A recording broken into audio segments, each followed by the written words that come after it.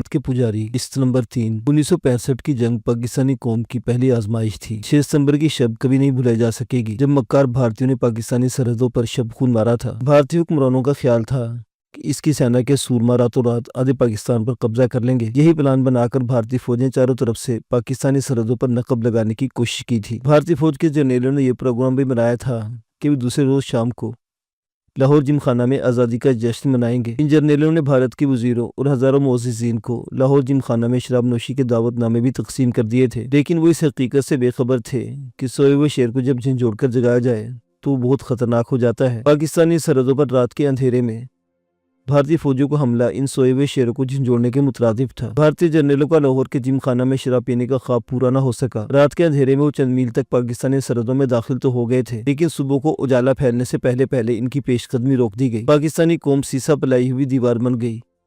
وہ ہر محاذ پر اس طرح ڈٹ گئے کہ بھارتی سینا کے سورماؤں کو اپنے جوتے اور دھوتیاں تک چھوڑ کر بھاگنا پڑا۔ ضلع سیالکوٹ میں چونڈا کے نام سے اس قصبے کے بارے میں بہت کم لوگ جانتے تھے، لیکن سن 65 کی جنگ نے اس قصبے کو وہ اعزاز بخشا کہ دنیا کی تاریخ میں اس کا نام سنہری حروف میں رقم ہو گیا۔ پہلے العالمین کو یہ اعزاز حاصل تھا کہ اس کے ریگزاروں میں دنیا کی سب سے بڑی ٹینکوں کی جنگ لڑی گئی تھی، لیکن چونڈا نے العالمین کا یہ اعزاز چھین لیا۔ اس کے سر سبز و شاداب میدانوں میں دنیا کی ٹینکوں کی جو سب سے بڑی جنگ لڑی گئی، اس کی مثال آئندہ صدیوں کی تاریخ میں بھی پیش نہ ہو سکے گی۔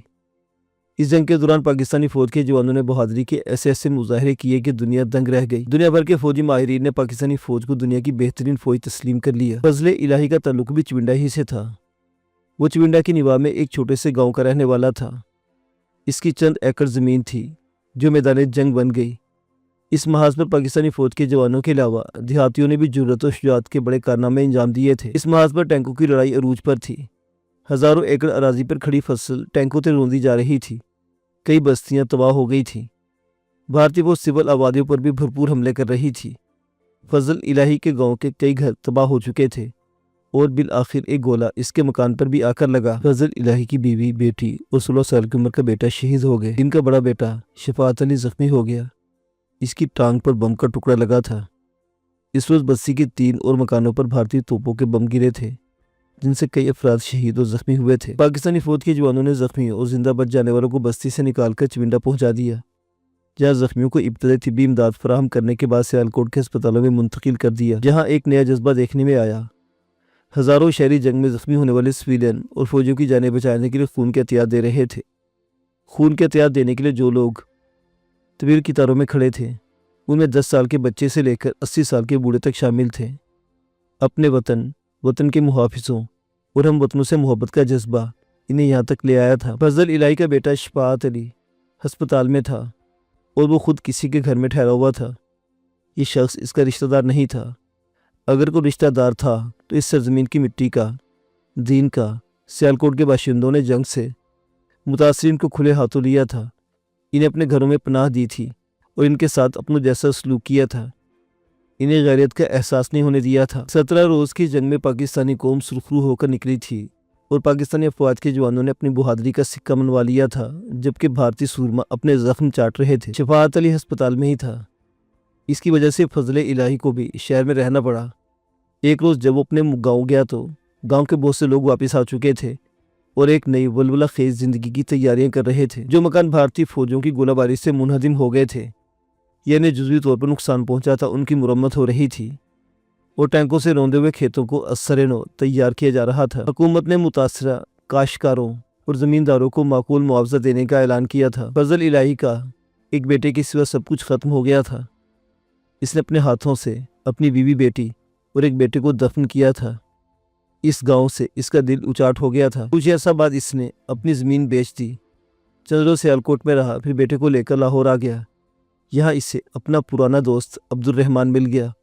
عبد الرحمان اسی کے گاؤں کے ایک بڑے زمیندار کا بیٹا تھا۔ ان دونوں کا بچپن اکٹھے ہی گزرا تھا۔ عبد الرحمان نے میٹرک چونڈا ہی سے کیا تھا، پھر وہ تعلیم کے سلسلے میں لاہور آ گیا تھا، جبکہ فضل الہی اپنے باپ کے ساتھ کھیتی باڑی میں اس کا ہاتھ بٹانے لگا تھا۔ عبد الرحمان نے اپنے باپ کے انتقال کے کچھ ہی عرصہ بعد اپنی اراضی بیچ دی اور لاہوری کا ہو کر رہ گیا۔ اس نے شادی بھی یہیں کی تھی۔ فضل الہی جب بھی کسی کام کے سلسلے میں لاہور آتا، اس سے ضرور ملتا تھا۔ عبد الرحمان ہمیشہ پیار اور خلوص سے ملا تھا اس مرتبہ تو اس نے زیادہ ہی جوش کا مظاہرہ کیا تھا۔ شفاعت کو میو ہسپتال لے جایا گیا۔ اسے ہسپتال میں داخلے کی ضرورت نہیں تھی، زخم بھر رہا تھا۔ ڈاکٹر نے احتیاط کے مشورے کے ساتھ استعمال کے لیے چند دوائیں بھی دی تھی۔ ان کی رہائش عبدالرحمانی کے مکان پر تھی۔ 3 مہینے گزر گئے۔ شفاعت کو اب مکمل طور پر صحت یاب ہو چکا تھا۔ ٹانگ کی نسوں میں کھچاؤ کی وجہ سے چال میں ذرا سی لنگڑاہٹ آ گئی تھی۔ ایک رات وہ سب لوگ کھانے کی میز پر بیٹھے تھے۔ کھانے کے بعد جب حسب معمول حالات حاضرہ پر تبصرے ہو رہے تھے، اس گفتگو کے گزران موقع پا کر فضل الہی نے اپنے مطلب کی بات چھیڑ دی۔ بھائی عبدالرحمن، تم جس طرح اس مشکل اور آڑے وقت میں ہمارے کام آئے ہو، جس طرح تم لوگوں نے ہمیں سہارا دیا، وہ احسان ہم زندگی بھر نہیں بھول سکتے۔ لیکن اب یہ بھی نہیں ہو سکتا کہ ہم زندگی بھر تم پر بوجھ بنے رہیں۔ شفاعت بھی ماشاءاللہ ٹھیک ہو گیا ہے۔ میرے بازو میں بھی اتنی طاقت عود کر آئی ہے کہ ہم دونوں باپ بیٹے مل کر زندگی کی گاڑی کھینچ سکتے ہیں۔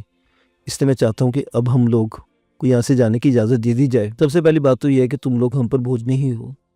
عبدالرحمن نے کہا، مجھے افسوس اس بات کا ہے کہ ہم تمہاری خاطر مدارت اور خاطر خواہ خدمت نہیں کر سکے۔ نہیں بھائی، فضل الہی نے کہا، خدمت تو تم لوگوں نے ہماری بہت کی، اللہ تم لوگوں کو اس کی جزا ضرور دے گا۔ کچھ لمحوں کو خاموش ہو پھر بولا، زمین کی خرید و فروخت سے مجھے جو رقم ملی تھی میرے پاس محفوظ ہے۔ میں سوچ رہا ہوں کہ کوئی موقع کی دکان تلاش کر کے کوئی چھوٹا موٹا کاروبار شروع کر دوں۔ مناسب خیال ہے، عبدالرحمن نے کہا، تو بھی تلاش کیجیے کوئی دکان، اگر مزید رقم کی ضرورت ہوئی تو میں حاضر ہوں۔ نہیں بھائی، تم لوگوں کا احسان پہلے ہی کم ہے کیا؟ عبدالرحمن ٹھیک کہہ رہے ہیں بھائی صاحب۔ عبدالرحمن کی بیوی نے فضل الہی کی بات کاٹ دی، رقم کچھ کم پڑ جائے تو اب بلا تکلف ہم سے لے لیجئے گا، جب حالات بہتر ہو جائیں تو لوٹا دیجئے۔ میں کوشش کروں گا کہ میری جتنی چادر اس اتنے ہی پیر پھیلاؤں، لیکن اگر ضرورت پڑی تو میں بتا دوں گا، فضل الہی نے کہا۔ دوسرے ہی روز دکان کی تلاش شروع ہو گئی۔ شہر کے مختلف علاقوں میں بہت سی دکانیں دیکھی گئی، لیکن بھاٹی چوک پر ایک دکان پسند آ گئی۔ یہ دکان چوک کے کارنر پر واقع عمارت کے کارنر پر تھی۔ خاصی بڑی دکان تھی اور کرایہ بھی معقول تھا۔ فضل الہی نے اس علاقے کا جائزہ لینے کے بعد یہ فیصلہ کیا کہ اگر یہاں پھلوں کی دکان کھولی جائے تو خوب چلے گی، کیونکہ چوک کے آس پاس پھلوں کی کوئی دکان نہیں تھی۔ بعض لوگ فٹ پاتھ پر ٹوکروں میں پھل لیے بیٹھے تھے۔ ایسی جگہوں پر عام لوگ تو چیزیں خرید سکتے ہیں، لیکن معززین جھجکتے ہیں۔ اس لیے فضل الہی نے اچھے انداز میں پھلوں کی دکان کھولنے کا ہی فیصلہ کیا تھا۔ زمین کی فروخت سے اسے معقول رقم ملی تھی۔ دکان لینے کے بعد بھی خاصی رقم بچ گئی تھی۔ دکان کے سامنے تھوڑی سی جگہ گھیر کر لکڑی کا اونچا تھڑا بنا لیا گیا، جس پر تازہ پھلوں کے ٹوکرے اور پیٹیاں سجا دی گئی، جبکہ اندر کے حصے میں شیلف وغیرہ بنا کر شیشے کے خوبصورت مرتبانوں میں خشک میوہ جات سجا دیے گئے۔ دکان کی ڈیکوریشن ایسی تھی کہ گاہک خود بخود کھینچا چلا آتا تھا۔ دکان خوب چل نکلی تھی۔ چند روز عبدالرحمن کے گھر پر رہے، پھر اندرون لوہاری ایک مکان کرائے پر لے کر وہاں منتقل ہو گئے۔ یہاں سے انہیں دکان قریب پڑتی تھی۔ ان کی دکان خوب چل نکلی تھی۔ ان کے گاہکوں میں کچھ ایسے لوگ بھی شامل تھے جن کا شمار علاقے کے معززین میں ہوتا تھا۔ فضل الہی صبح سویرے منڈی سے مال لے کر آتا، دکان سیٹ کر کے شفاعت کے حوالے کرتا اور خود قریبی مسجد میں چلا جاتا۔ اس کا زیادہ تر وقت مسجد میں ہی گزرتا تھا۔ لوہاری گیٹ کے اندر محلہ حویلیہ کے کوچہ لالا ہرنام داس میں جو مکان انہوں نے کرائے پر لیا تھا، وہ نان چھولے بیچنے والے ایک آدمی امیر علی کی ملکیت تھا۔ وہ بھاٹی چوک پر دکان لگایا کرتا تھا۔ فضل الہی سے دوستی ہو گئی تھی، اس لیے مکان بہت کم کرائے پر مل گیا تھا۔ یوں بھی امیر علی کا کوئی نہیں تھا۔ وہ اس دنیا میں بالکل اکیلا تھا اور اسے پیسے کی ہوس بھی نہیں تھی۔ اس کا باپ میں پاکستان کے وقت ہندوستان سے ہجرت کر کے آیا تھا اور یہ مکان اس نے کلیم میں حاصل کیا تھا۔ پور پیچ اور تنگ سی گلیوں میں اس مکان والی گلی تو اور بھی تنگ تھی۔ 3 آدمی پہلو و پہلو نہیں چل سکتے تھے۔ اس مکان کے دروازے کے عین سامنے گلی کا موڑ تھا۔ مکان میں داخلے کے دروازے کے ساتھ ہی بیٹھک کا دروازہ تھا۔ مکان کے دروازے کو دیکھ کر بھی لگتا تھا مکان کے اندر سے بھی چھوٹا ہوگا، لیکن اندر سے مکان بے حد وسیع و عریض تھا۔ دروازے کی دوسری طرف سرخ اینٹوں کا کشادہ آنگن تھا جس میں 20-25 چارپائیاں بچھ سکتی تھیں۔ سین کی دوسری طرف طویل برآمدہ تھا۔ اس برآمدے میں 4 کمروں کے دروازے تھے۔ بیچ میں ایک راہداری تھی۔ اس راہداری میں بھی کمرے تھے۔ کمروں کی تعداد مجموعی طور پر 8 تھی۔ بڑے کشادہ کمرے تھے۔ فضل الہی کو اتنے بڑے مکان کی ضرورت نہیں تھی، لیکن کم کرائے پر مل گیا تھا، اس لیے اس نے لے لیا۔ ان کے سامنے والے مکان میں ظہور نامی ایک صاحب رہتے تھے۔ ظہور بھی فضل الہی کا ہم عمر تھا۔ وہ برینڈ رتھ روڈ پر مشینری کی ایک دکان پر مینیجر تھا۔ اس کی ساری زندگی اسی دکان پر ملازمت کرتے گزر گئی تھی۔ وہ بہت خوش اخلاق اور ہنسمکھ آدمی تھا۔ ظہور کا مکان چھوٹا تھا، ایک بیٹھک 2 کمرے، آنگن میں مختصر تھا۔ اس کی ایک بیٹی اور ایک بیٹا تھا۔ बेटी ब्याही जा चुकी थी और मिस्ती शाम में रहाइश पजीर थी। बेटा भी शादीशुदा था। वो फजल इलाही के बेटे शिफा से उम्र में 3-4 साल बड़ा था और एक बच्चे का बाप था। फजल इलाही इशा की नमाज पढ़ने के बाद घर आ जाता, जबकि शिफा देर तक दुकान खोले बैठा रहता। भाटी लाहौर का दिल यूँ लगता था जैसे इस इलाके में कभी रात होती ही ना हो। रात को भी दिन का सा समा रहता। मोहल्ले के बाज़ लोगों ने फजल इलाही के यहाँ आना जाना शुरू कर दिया। इनमें ज़्यादा लोग फजल इलाही के हम उम्र थे, जो रात देर तक बैठे बातें करते रहते। एक रात ज़हूर और गली के 3 और आदमी बैठे बातें कर रहे थे। चाय का दौर चल रहा था। बातों ही बातों में शेर मोहम्मद ने शिफात की शादी का जिक्र छेड़ दिया। अरे भाई, बेटे की शादी कब करोगे? अब तो माशाल्लाह तुम्हारा कारोबार भी सेट हो गया है। मेरा मशवरा है कि अब शिफात की शादी कर ही डालो। बहू घर में आएगी तो तुम्हें भी कुछ आराम मिल जाएगा। एक तरफ बैठकर अल्लाह अल्लाह करते रहना। बात तो तुमने छेड़ी है तो तुम खुद इसके लिए कोई रिश्ता भी ढूंढ निकालो। शिफात को भतीजा कहते हो, तुम्हारा भी तो कुछ फर्ज बनता है। फजल इलाही ने हंसते हुए कहा। चलो ठीक है, शेर मोहम्मद ने जवाब दिया। वैसे एक लड़की है मेरी नज़रों में, यतीम लड़की है, खूबसूरत और सलीके वाली है। इसके बाप को अच्छी तरह जानता हूँ, वो शरीफ आदमी था। अब दोनों माँ बेटी अकेली है, आगे पीछे कोई भी नहीं इनका। तो फिर ठीक है, तुम्हें बात शुरू करो, फजल इलाही ने कहा। इस तरह शिफात अली के रिश्ते के लिए सिलसिला जनबानी शुरू हो गया। वो लोग काछूपुरा में रहते थे। फजल इलाही शेर मोहम्मद को साथ लेकर लड़की भी देखा आया। लड़की से पसंद आई। 1 साल पहले इसके वालिद का इंतकाल हो गया था। इनके 2 मकान थे। एक में इनकी माँ बेटी की अपनी रहाइश थी और दूसरा किराए पर उठा रखा था। इसके किराए से घर के अखराजात चल रहे थे। लड़की की माँ सिलाई का काम करती थी, जिससे कुछ मजीद आमदनी हो जाती थी। बात पक्की हो गई और भी चंद ही रोज बाद शिफात की शादी हो गई। सकीना बड़ी भागवान साबित हुई। इसके आने के 3 महीने बाद फजल इलाही ने वो दुकान खरीद ली जिसमें कारोबार कर रहा था।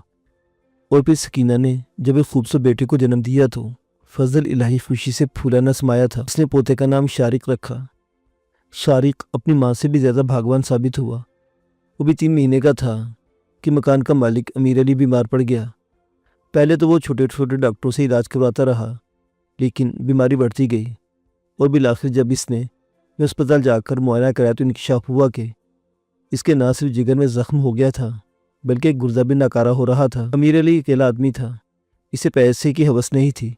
कनात पसंद आदमी था। कुछ बचा कर भी नहीं रखा था। जो कुछ बचाया था वो बीमारी पर खर्च होने लगा और बिलाखिर वो इन दोख्ता भी ख़त्म हो गया तो इसने फजल इलाही के हाथ वो मकान भी बेच दिया। फजल इलाही को वो मकान बहुत सस्ता मिल गया था। फजल इलाही ने वो मकान शिफात के नाम ट्रांसफ़र करवा दिया। इसके चंद हफ्तों बाद फजल इलाही सड़क पार करते हुए डबल डेकर बस के जद में आकर शदीद ज़ख्मी हो गया। इसे फ़ौरन में अस्पताल पहुंचा दिया गया, लेकिन वो जानवर न हो सका और 3 दिन बाद खालिक के हकीकी से जा मिला। फजल इलाही के इंतकाल के बाद शिफात अली उदास रहने लगा। इसकी बीवी सकीना हौसलामंद औरत थी। वो इसकी ढारस बंधाती रही। शिफात ने सन 65 वाली जंग में होलनाक मनाजिर देखे थे। सैकड़ों लोगों को खाको खून में लौटते देखा था। अपनी माँ, बहन और भाई के खून में लथपथ लाशें देखी थी। वो खुद भी ज़ख्मी हुआ था। हकीकत तो ये थी कि इसका दिल ज़ख्मों से चूर था। वक्त ने वो ज़ख्म तो मुंदमिल कर दिए थे, लेकिन अब बाप की मौत ने दिल पर एक और ज़ख्म लगा दिया था। ये ताज़ा ज़ख्म कुछ अर्सा तक तकलीफ़ का बाइस रहा और फिर आहिस्ता आहिस्ता ये भी मुंदमिल होने लगा। सामने वाले पड़ोसी ज़हूर से अब भी इनके बड़े अच्छे और खुशगवार तल्लुकात थे, लेकिन ज़हूर का पोता सलमान, जो इन दिनों बीए में ज़ेर तालीम था, कुछ मुख्तलिफ किस्म का इंसान था। अखलाक तो जैसे छू कर नहीं गुजरा था। दूसरों से हमेशा अक्खड़ लहजे और बदतमीज़ी से बात करता। इसके बाप ने अगरचे इसे कभी किसी चीज़ की कमी महसूस नहीं होने दी थी, लेकिन दूसरों के पास कोई अच्छी चीज़ देखकर वो जलता था। शक्ल में भी बहुत बदहैयत आदमी था। गेंडे जैसा बेडोल जिस्म, तंग सी पेशानी और छोटी छोटी आंखें जिनमें मक्कारी झलकती थी। तोते जैसी खमीदा नाक और पीले दांत, जैसे इसने कभी दांतों की सफाई न की हो। न जाने क्या बात थी कि वो शिफात अली उसके घर वालों से जलने लगा था। इनसे कभी से सीधे मुंह बात नहीं की थी, कभी सलाम तक नहीं लिया था। महल्ले के दूसरे लोगों से भी इसका रवैया ऐसा ही था और ये इसकी फितरत के ऐन मुताबिक था। फजल इलाही ने जब से मकान ख़रीदा तो सलमान के बाप ने बड़े खुलूसी से मुबारकबाद दी थी, लेकिन सलमान ने बड़ी नापसंदीदगी का इजहार किया था। फजल इलाही के इंतकाल के बाद तो वो शिफात अली का जैसे दुश्मन हो गया था। सकीना एक सुघड़ और सलीकामंद लड़की थी। इसने घर को संभाल लिया, लेकिन फजल इलाही के इंतकाल के बाद वो कुछ बीमार से रहने लगी। شفاعت علی نے سکینہ اور شارق کی دیکھ بھال اور گھر کے کام کاج کے لیے ایک عورت رکھ لی۔ مریم نامی اس عورت کا گھر تیسری گلی میں تھا۔ اس کا شوہر تانگا چلاتا تھا اور وہ خود گھروں میں کام کرتی تھی۔ وہ عمر میں سکینہ سے 2-3 سال بڑی تھی۔ اس کا بیٹا پیدائش کے چند ماہ بعد انتقال کر گیا تھا اور اب عرصہ سے اس کی گود خالی تھی۔ شاید یہی وجہ تھی کہ وہ شارق پر زیادہ توجہ دینے لگی۔ شارق بھی اس سے بہت زیادہ مانوس ہو گیا تھا۔ مریم کو اگرچہ جز وقتی طور پر ملازم رکھا گیا تھا، مگر سکینہ اور شارق سے کچھ ایسا لگاؤ ہوا کہ اس نے دوسرے گھروں کا کام چھوڑ دیا اور زیادہ وقت اسی گھر میں گزارنے لگی۔ وہ رات کو بھی دیر تک رہتی اور کبھی تو رات بھی یہیں گزار دیتی۔ تقریباً 2 سال بعد مریم نے بھی ایک بچی کو جنم دیا۔ اس کا نام رضیہ رکھا گیا۔ رضیہ کی پیدائش کے چند ہی روز بعد اس کا باپ لکشمی چوک پر ایک حادثے کا شکار ہو گیا۔ اس وقت اس کے تانگوں میں سواریاں بھری ہوئی تھی۔ وہ تانگا لے کر نسبت روڈ سے میکلوڈ روڈ کی طرف جانے کے لیے لکشمی چوک پر مڑا ہی تھا کہ ایک تیز رفتار اومنی بس نے تانگے کو کچل دیا۔ رضیہ کا باپ اور تانگے کی 2 سواریاں فوراً ہی جاں بحق ہو گئی اور باقی 4 مسافر، جن میں 2 عورتیں بھی شامل تھیں، شدید زخمی ہوئے تھے، جنہیں میو اسپتال پہنچا دیا گیا۔ محلے والوں نے مریم سے صرف اتنی ہمدردی کی کہ اس کے شوہر کا جنازہ اٹھا کر لے گئے۔ 2-4 روز تک محلے والوں کی طرف سے دردناک خیالات کا اظہار ہوتا رہا اور پھر لوگ اسے بھول گئے، مگر سکینہ اور شفاعت اسے نہیں بھولے تھے۔ سکینہ اور شفاعت نے مریم کو مشورہ دیا تھا کہ وہ اپنا مکان چھوڑ کر ان کے گھر منتقل ہو جائے، لیکن وہ اپنا گھر چھوڑنے کو تیار نہیں تھی۔ لیکن بہرحال اس کے تمام اخراجات شفاعت ہی برداشت کر رہا تھا۔ شارق اور رضیہ کی پرورش ایک ہی ساتھ ہو رہی تھی۔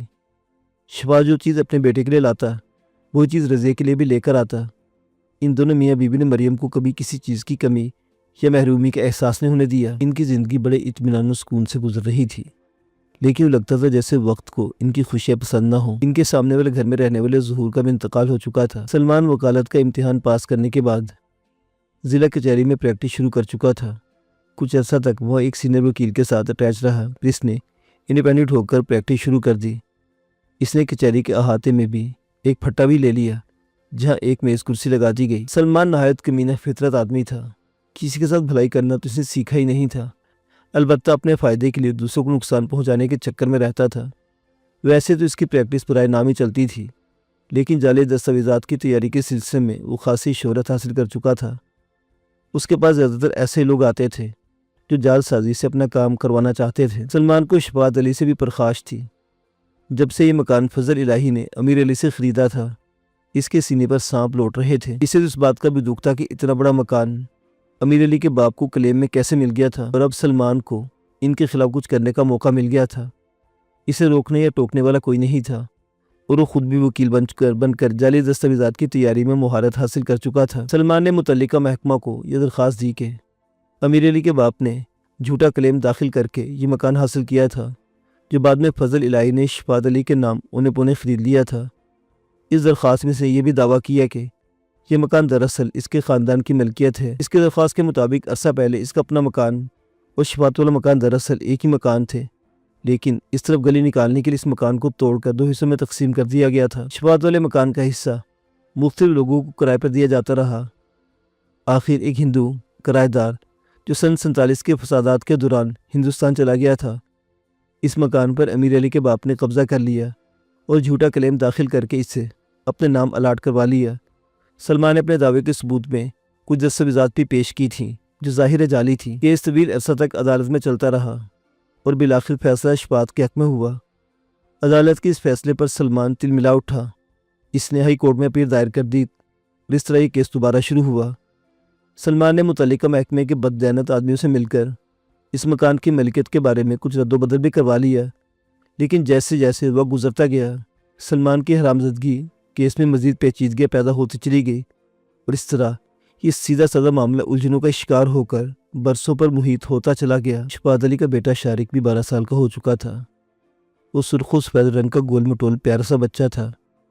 وجاہت کے ساتھ خدا نے اسے ذہانت بھی خوب دی تھی۔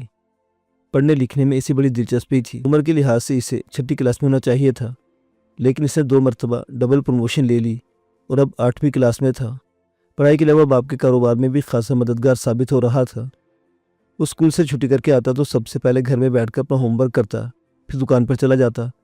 دکان سے واپس آنے کے بعد شارق کچھ دیر آرام کرتا اور پھر پڑھنے کے لیے بیٹھ جاتا۔ سکینہ بھی میٹرک پاس تھی۔ وہ بھی بیٹے کی پڑھائی میں دلچسپی لیتی اور فارغ وقت میں اسے پڑھاتی رہتی۔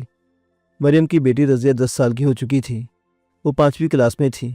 شام کو وہ بھی شارق کے ساتھ بیٹھ کر پڑھتی رہتی۔ وہ سردیوں کا موسم تھا، بارشیں شروع ہونے والی تھی۔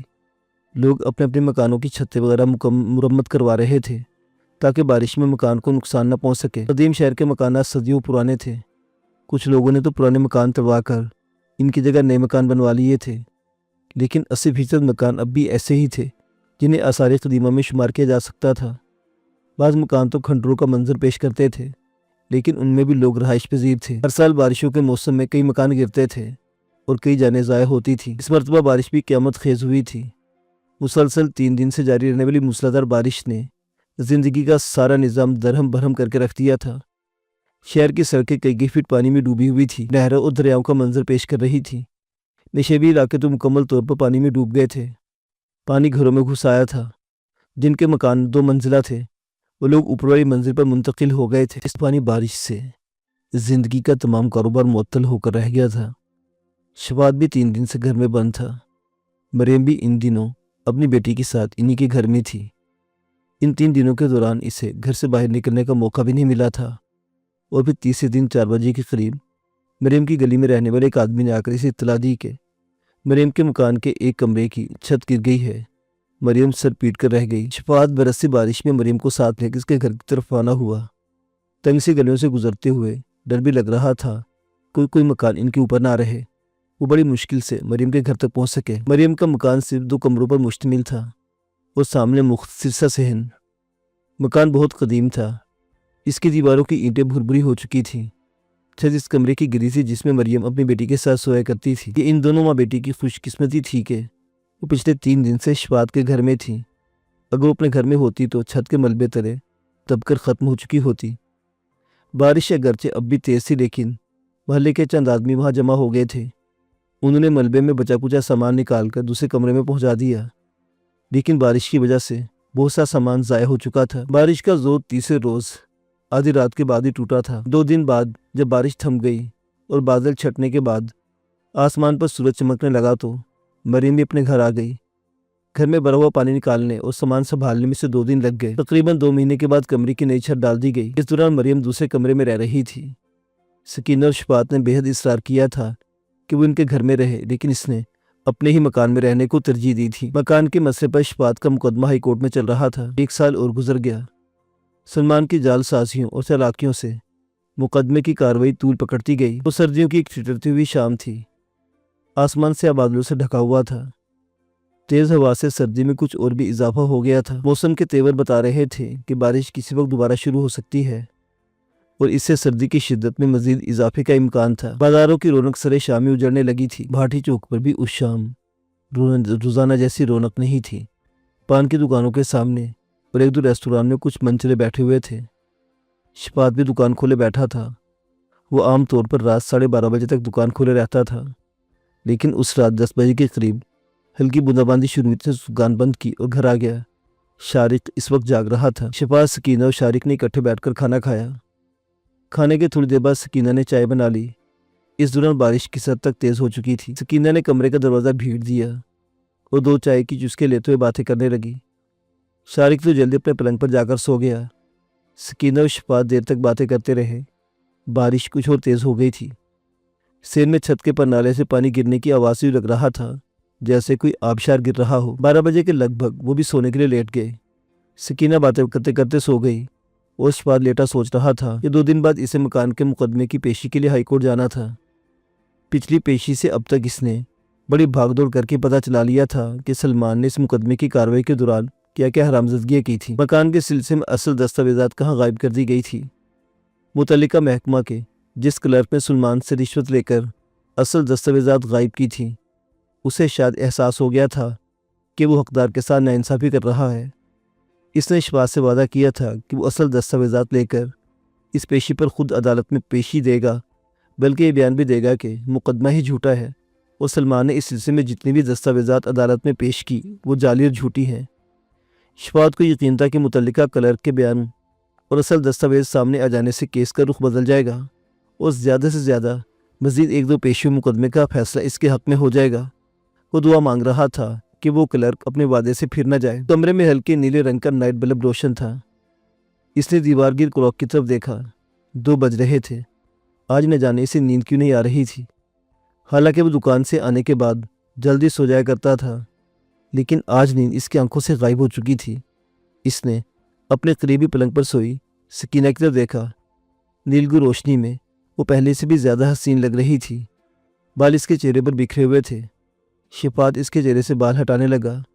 रुखसारों पर इसकी उंगलियों का लम्स महसूस करके सकीना की आंख खुल गई। अरे आप अभी तक जाग रहे हैं? क्या वक्त हुआ है? सकीना उठकर बैठ गई। 2 बज चुके हैं। पता नहीं नींद क्यों नहीं आ रही, शिफात ने जवाब दिया। सकीना कुछ कहना ही चाहती थी कि बाहर से धप की आवाज़ सुनाई दी। तेज़ बारिश के बावजूद ये आवाज़ इन दोनों ने साफ तौर पर सुनी थी। शायद बाहर कोई है, सकीना ने सरगोशी की। इसके लहजे में हल्का सा खौफ था। इस मुसलधर बारिश में कौन हो सकता है? मेरा ख्याल है पड़ोसी के मकान की दीवार गिरी है। आवाज़ उसी की हो सकती है, शिफात ने जवाब दिया। इसी लम्हा धप धप की 2 और आवाज़ें सुनाई दी। बाहर कोई है शिफात? सकीना ने फिर सरगोशी की। इस मरतबा इसके लहजे में खौफ पहले से ज़्यादा नुमाया था। लगता है जैसे कई आदमी दीवार से कूदे हैं। तुम्हारा वहम है, फिर भी देख लेता हूँ, शिफात कहते हुए लिहाफ से निकल आया। हालांकि धप-धप की आवाज़ों से इसे भी शुबा हुआ था कि जैसे 2-3 आदमी दीवार से कूदे हों, लेकिन ये भी हो सकता था कि पड़ोस के किसी मकान की दीवार तेज़ बारिश की वजह से गिर गई हो। वो दरवाज़ा खोलकर बाहर आ गया। बाहर गहरी तारीकी थी और तेज़ बारिश हो रही थी। शिफात बाहर निकलकर कमरे का दरवाज़ा भीड़ दिया और बरामदे में खड़ा तेज़ बारिश और तारीकी में इधर देखने के लगा। दफतन इसे यूँ महसूस हुआ जैसे बिरून दरवाजे के करीब को साया तेज़ी से बैठक की दीवार की आड़ में हुआ है। शिफात बारिश की परवाह के बगैर बरामदे से निकलकर बैठक की तरफ बढ़ने लगा। आंगन पानी से भरा हुआ था। चलने से शराब की आवाज़ें पैदा हो रही थी। बैठक के करीब पहुंचकर रुक गया। कौन है इस तरफ? इसने आवाज़ में रौब पैदा करने की कोशिश करते हुए कहा, मगर कोई जवाब नहीं मिला। वो आगे बढ़ना ही चाहता था कि अकब से शराब की आवाज़ सुनकर तेज़ी से पलटा, लेकिन इसे कुछ देर हो चुकी थी। इसके पीछे 2 कदम पर खड़ा एक निकाब पोश राइफल को नाल की तरफ पकड़े लटके तो इसके सर पर वार कर चुका था। शिफात अगर न मुड़ता तो ये वार इसके सर पर पड़ता, लेकिन अब राइफल का बट किसी हथौड़े की तरह इसके दाएं कंधे पर लगा। वो चीखता हुआ लड़खड़ाकर पीछे हटा। इसी लम्हे एक और साया दीवार की आड़ से निकलकर सामने आ गया। उसके हाथ में खंजर था। इसने खंजर का भरपूर वार किया। खंजर दस्ते तक शिफात के शाने में पेवस्त हो गया। इसके मुंह से निकलने वाली दूसरी चीख पहली से ज़्यादा खौफनाक थी। इसी लम्हा बादल गरजे। इसकी चीख तेज बारिश और बादलों की गर्ज में दब गई, लेकिन कमरे में पलंग पर लेटी हुई सकीना ने शोहर की चीखने की आवाज़ सुन ली थी। वो उठकर नंगे पैर कमरे से बाहर आई और बैठक के करीब 2 सियापोशों को अपने शोहर पर हमला करते देखकर चीखती उस तरफ दौड़ पड़ी। अभी वो करीब ही पहुंची थी कि एक और साया बैठक की दीवार की आड़ से निकल आया।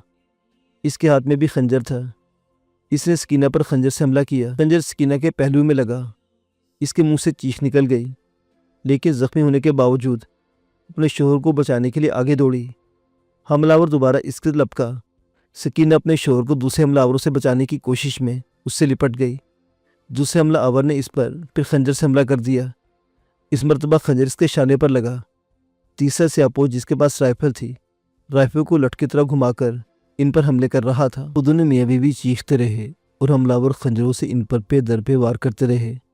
वो दोनों जख्मों से चूर हो चुके थे, लेकिन इसके बावजूद अपने आप को बचाने की कोशिश करने और मदद के लिए चीखते रहे, मगर इनकी चीखें बादलों की घन गर्ज, बिजली की कड़क और बारिश के शोर में दबती रही।